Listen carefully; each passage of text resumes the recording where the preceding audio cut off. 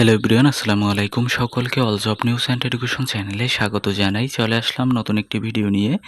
Video শুরুর প্রথমে বলে রাখি, যারা আমার চ্যানেলে নতুন, আমার চ্যানেলটি সাবস্ক্রাইব করে দিতে ভুলবেন না। যারা ইতিমধ্যে দিয়েছেন তাদেরকে জানাই অসংখ্য ধন্যবাদ।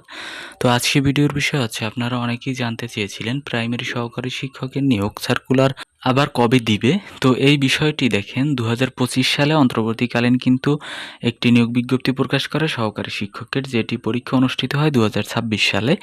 তো এখন পর্যন্ত কিন্তু ওই পরীক্ষার এখন পর্যন্ত 26 সালে যারা সুপারিশপ্রাপ্ত হয়েছে তাদের কিন্তু যোগদান এখন পর্যন্ত হয়নি। তো ফাইনাল যোগদান শোনা যাচ্ছে যে অক্টোবরের দিকে হওয়ার সম্ভাবনা আছে। তো এই অক্টোবরের পূর্বে আর কোনো ধরনের সার্কুলার আসার কোনো সম্ভাবনা নেই।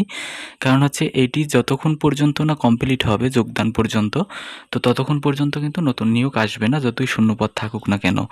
আর দ্বিতীয়ত হচ্ছে, দেখেন আপনারা জানেন ইতিমধ্যে যে সহকারী শিক্ষকের এই প্রাইমারির বিষয়ে কোর্টে আপনার মামলা চলমান ছিল। এই মামলার অগ্রগতি হয়েছে যেহেতু, এবং সহকারী শিক্ষকরা কিন্তু পদোন্নতির মাধ্যমে আপনার প্রধান শিক্ষক হতে পারবে।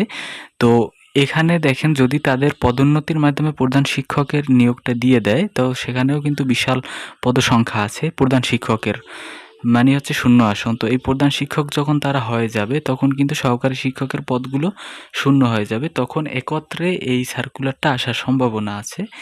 যতক্ষণ পর্যন্ত না তাদের মানে সহকারী শিক্ষক থেকে পদোন্নতি দিয়ে প্রধান শিক্ষক না বানায়, ততক্ষণ পর্যন্ত আশা করি সার্কুলার আসার কোনো ধরনের সম্ভাবনা নেই। তো বলা যায় যে সামনের বছর ছাড়া এই বছরে আর আপনারা সার্কুলার পাবেন না। তো এটা ধরে রাখতে পারেন। তো অবশ্যই সার্কুলার আসবে, কিন্তু এটা ধরে রাখতে পারেন যে বিশাল কিন্তু শূন্যপদের বিপরীতে আসতে পারে।